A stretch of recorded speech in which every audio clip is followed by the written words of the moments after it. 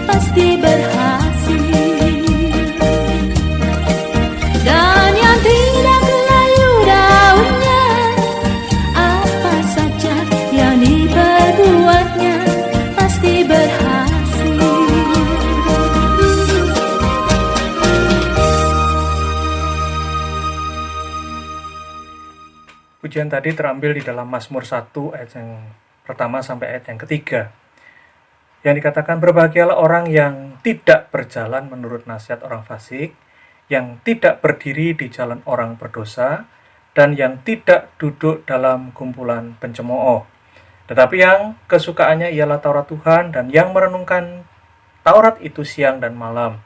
Ia seperti pohon yang ditanam di tepi aliran air, yang menghasilkan buahnya pada musimnya dan yang tidak layu daunnya. Apa saja yang diperbuatnya berhasil. Dikatakan di dalam ayat yang pertama tadi, berbahagialah orang. Dalam bahasa yang lain atau terjemahan yang lain adalah diberkatilah orang. Nah, berkat dan kebahagiaan itu akan diberikan kepada orang yang dibenarkan dan yang hidup benar di hadapan Allah. Dan berkat serta kebahagiaan untuk setiap orang itu dianugerahkan secara berbeda-beda tentunya, tidak bisa sama satu dengan yang lainnya. Nah, orang yang dibenarkan atau orang yang benar itu yang bagaimana? Dikatakan di dalam ayat yang pertama tadi adalah tidak berjalan menurut nasihat orang fasik. Nasihat itu pada dasarnya adalah netral, tetapi bisa menjadi positif, yang membangun, atau negatif, merusak atau menjatuhkan, itu tergantung dari siapa yang memberi nasihat atau isi, motivasi nasihat itu diberikan. Dan si penerima nasihat tersebut, apakah orang itu dewasa dalam meresponi atau tidak? Sehingga bisa membangun diri sendiri atau bisa merusak diri sendiri juga. Nah, dikatakan nasihat tadi adalah nasihat dari orang fasik, supaya kita tidak berjalan menurut nasihat orang fasik. Nah, itu berarti orang fasik suka dan sering memberi nasihat, bukan? Ada begitu banyak orang yang memberikan nasihat di sekitar kita. Namun pertanyaannya, mana yang fasik dan mana yang bukan? Mana yang benar dan mana yang salah? Salah satu contoh nasihat yang memfasikkan orang lain yaitu istri Ayub. Ayub pasal 2 ayat yang ke-9 dikatakan, maka berkatalah istrinya kepada Ayub, masih bertekunkah engkau dalam kesalehanmu, kutukilah Allahmu, dan matilah. Nasihat ini diberikan istrinya kepada Ayub pada saat Ayub mengalami kesakitan yang sangat luar biasa. Nasihat ini keluar, masihkah engkau bertekun di dalam kesalehanmu, kutukilah Allahmu, matilah. Karena apa? Allahmu juga tidak peduli sama kamu. Nah, pada saat ini ada begitu banyak orang yang mendengarkan atau memberikan nasihat-nasihat yang modelnya seperti ini, bukan? Misalnya, ngapain kamu masih tetap loyal sama negaramu? Ngapain kamu masih setia berdoa kepada Tuhan? Padahal Tuhan saja udah nggak peduli sama kamu kok. Ngapain kamu masih punya hati untuk setia beribadah kepada Tuhan? Baik nanti setelah berkumpul di gereja atau sekarang pada saat online. Buktinya sekarang saja gereja tutup. Dan banyak orang yang nggak beribadah kepada Tuhan, walau melalui online sekalipun, juga nggak ngapa-ngapain. Aman-aman saja, sehat-sehat saja. Ngapain kamu masih tetap setia? Nah, jika kita dapat menyikapinya dengan bijaksana, dan menangkal semuanya itu dengan baik dan benar, maka kita akan menerima kebahagiaan dan berkat dari Tuhan. Dikatakan di dalam Mazmur 1 ayat yang pertama sampai kedua tadi, ada kata berjalan, berdiri, duduk. Itu merupakan 3 tingkatan kejahatan yang berbeda dalam tingkah laku mereka. Dan ada 3 kata lagi yang lain, yaitu nasihat, jalan, dan tempat duduk. Ini merupakan politik atau kebijaksanaan iblis untuk memasukkan tipuan-tipuannya secara perlahan-lahan dengan cara yang licik dan cerdik. Supaya tidak seorang pun yang ditipu ataupun yang dibujuk untuk menjauh dari jalan yang benar, tidak kroso, tidak merasakannya. Karena apa? Smooth, halus tipuan iblis, sehingga membuat kita jauh daripada Tuhan. Nah, ayat ini adalah merupakan penyeimbang. Dikatakan apa? Tetapi yang kesukaannya ialah Taurat Tuhan dan yang merenungkan Taurat itu siang dan malam. Ini kalimat ini, ayat ini merupakan kalimat penyeimbang terhadap tipuan-tipuan iblis yang menjauhkan kita dari jalan Tuhan. Yaitu dengan apa? Dengan cara kita sungguh-sungguh membaca dan merenungkan firman Tuhan, supaya kita dijauhkan dari pengaruh-pengaruh yang jahat. Nah, hal ini menyadarkan kita semua betapa tidak mungkinnya bagi kita untuk mengandalkan pikiran kita sendiri dalam menghadapi atau menghadang setiap pengaruh jahat. Jika tidak dengan membaca dan merenungkan firman Tuhan. Nah, firman Tuhan itulah yang akan menuntun kita, membantu kita untuk memfilter mana yang benar dan mana yang tidak, mana yang salah. Ada juga di dalam ayat Mazmur tadi, Mazmur pasal 1 ayat 1-3, seperti pohon yang ditanam di tepi aliran air. Ada kalimat ini bukan? Ada dikatakan bahwa pohon itu ditanam. Artinya, ada unsur kesengajaan untuk menanam. Ada upaya untuk menempatkan pohon itu untuk dekat pada sumber air atau sumber kehidupan. Nah, inilah gambaran orang yang tangguh, gambaran orang yang teguh di dalam iman kepada Tuhan Yesus di tengah badai hidup. Nah, Bapak Ibu yang dikasihi Tuhan, dalam perencanaan untuk ibadah online Rabu, saya rindu jemaat juga ikut terlibat di dalam pelayanan, walaupun tidak memungkinkan untuk datang ke gereja sekalipun, tetapi kita bisa melakukannya. Melayani lebih sungguh, melayani lebih sungguh. Tuhan lebih dulu melayani kepadaku, melayani lebih sungguh, mengasihi lebih sungguh,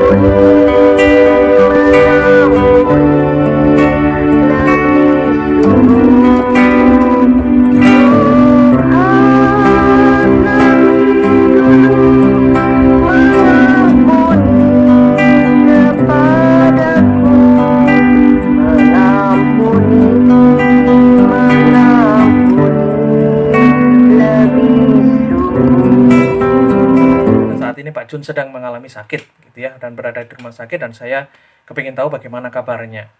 Tetapi ada terbersit dalam pikiran untuk memintanya bersaksi tentang kebaikan Tuhan di tengah menghadapi sakit penyakit. Mustahil ya. Masa orang sakit lalu bersaksi tentang kebaikan Tuhan? Itu pikir saya gitu. Tapi suatu hal yang luar biasa, Pak Jun menyatakan cinta kasih Tuhan melalui kesaksiannya. Bagaimana isinya? Mari kita melihat videonya.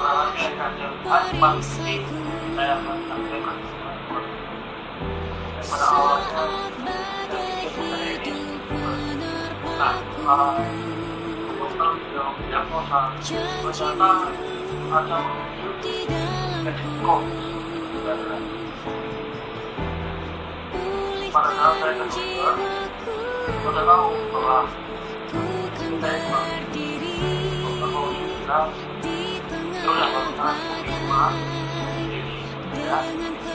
kekuatan yang memberikan sampai kapanpun ku kan bertahan karena Yesus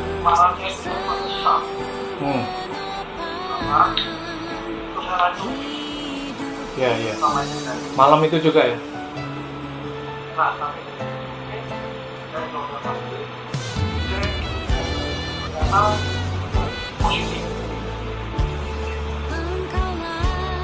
Ya.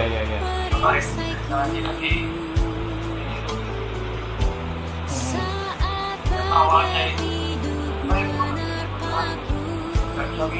ya.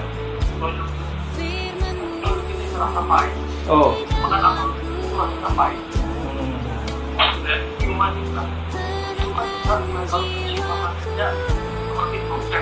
Oh gitu. Ya.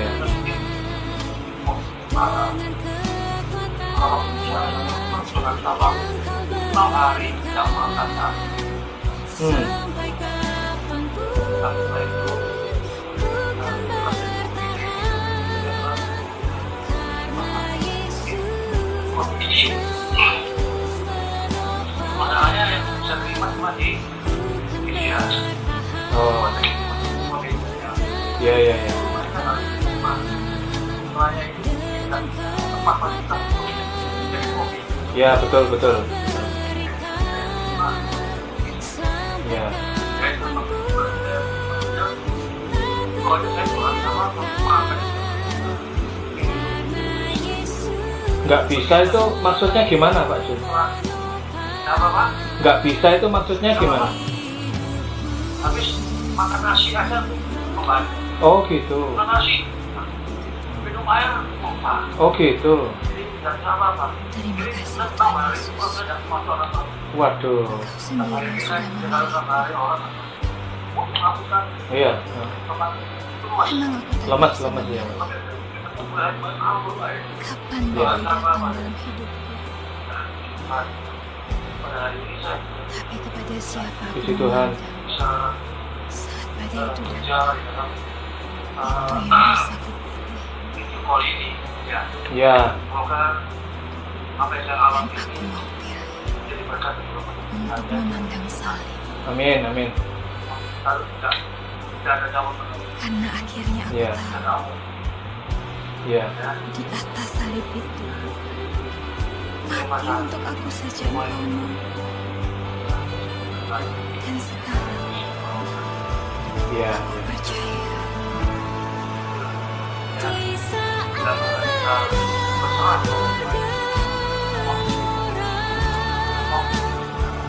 Dalam Amin. Ya. Puji Tuhan, bukan? Di tengah-tengah kesakitan, Pak Jun masih bisa mengatakan Tuhan Yesus baik. Tetap berdoa, setia berdoa. Dalam keadaan apapun, masalah apapun, seberat apapun, tetap percaya kepada Tuhan. Karena Tuhan itu baik. Kalau tidak, Pak Jun tidak bisa duduk, tidak bisa bicara lantang, seperti yang ada di video tadi. Sungguh luar biasa. Dan setelah itu saya juga menelpon Ibu Min untuk bersama-sama berbincang di dalam video call bertiga dengan Ibu Po Jin Mei, istri daripada Pak Jun. Nah, di sanalah kami saling bercerita dan saya tidak bisa menyampaikan cerita di dalam video ini, perbincangan di dalam video ini, tetapi satu hal yang saya ingin sampaikan adalah kami walaupun di dalam kondisi yang berjauhan, kondisi atau keadaan yang berbeda, Ibu Jin Mei dalam kondisi yang sakit, sama-sama Pak Jun juga, tapi di tempat yang berbeda, tetapi kami bisa melayani bersama di dalam doa syafaat. Nah, Bapak Ibu, mari saya ajak kita sekalian juga ikut ambil bagian di dalam doa syafaat pada saat ini. Saya yang berdoa dan Bapak Ibu sekalian yang ikut berdoa juga bersama-sama dengan kami. Kita berdoa. ya, mari ya. Tuhan Yesus, kami pada saat ini ya Tuhan bersyukur dapat berbincang-bincang dengan Ibu Jin Mei, dan pada saat ini juga barusan saya berbincang-bincang dengan Pak Jun. Kami bersyukur Tuhan telah peliharakan mereka, Tuhan terus jagai dan Tuhan terus memberikan proses kesembuhan sampai kepada kesempurnaan. Kami juga terus berdoa ya Tuhan, yang pada saat ini masih ada ganjalan di tenggorokan mereka masing-masing, kiranya Tuhan memberikan kelancaran melalui obat-obatan, melalui minuman, makanan, dan hal-hal yang lain yang dilakukan oleh rumah sakit ya Tuhan dan pihak perawat. Dan biarlah itu semuanya ya Tuhan boleh memproses dengan cepat kesembuhan daripada kedua hamba-Mu ini. Terima kasih ya Tuhan, kami juga bersama dengan Ibu Min, dan kami juga terus berdoa untuk jemaat GBI Tambah Anaan. Biarlah Tuhan terus menjagai mereka dan memberikan kekuatan kesehatan, sehingga pada suatu saat nanti kami diperbolehkan beribadah bersama-sama kembali seperti dulu ya Tuhan. Kami boleh beribadah dengan memuliakan nama Tuhan. Terima kasih ya Tuhan, kami mau serahkan semuanya ini ke dalam tangan Tuhan, yang di dalam satu nama Tuhan kami Yesus Kristus kami berdoa dan bersyukur. Haleluya. Amin. Mari kita tutup persekutuan kita pada saat ini dengan bersama-sama memujikan pujian doa Bapa kami. Kita memujikannya dengan sikap penyembah.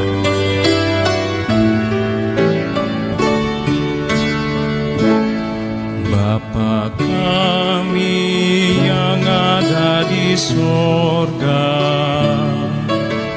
dikuduskanlah nama Datanglah kerajaan-Mu, jadilah kehendak-Mu di bumi seperti di sorga.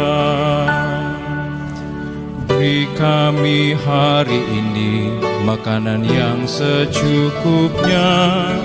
Ampuni salah kami seperti kami ampuni yang bersalah pada kami. Jangan bawa kami dalam pencobaan, melainkan lepaskan kami dari yang jahat. Engkaulah yang punya kerajaan dan kuasa dan kemuliaan sampai selama-lamanya. Amin. Amin. Kasih di dalam Tuhan, terimalah segala berkat, rahmat, dan sejahtera sukacita yang berlimpah, berkat kekuatan, kesehatan yang daripada Bapa yang di surga, kasih sayang Tuhan Yesus Kristus serta persekutuan Roh Kudus menyertai dan tinggal dalam rumah tangga kita, kehidupan kita, aktivitas kita, pelayanan kita, apapun juga yang kita kerjakan bersama dengan Tuhan Yesus akan dibuatnya berhasil. Nama Yesus yang kita muliakan. Biarlah setiap kita yang percaya dan diberkati berkata, amin.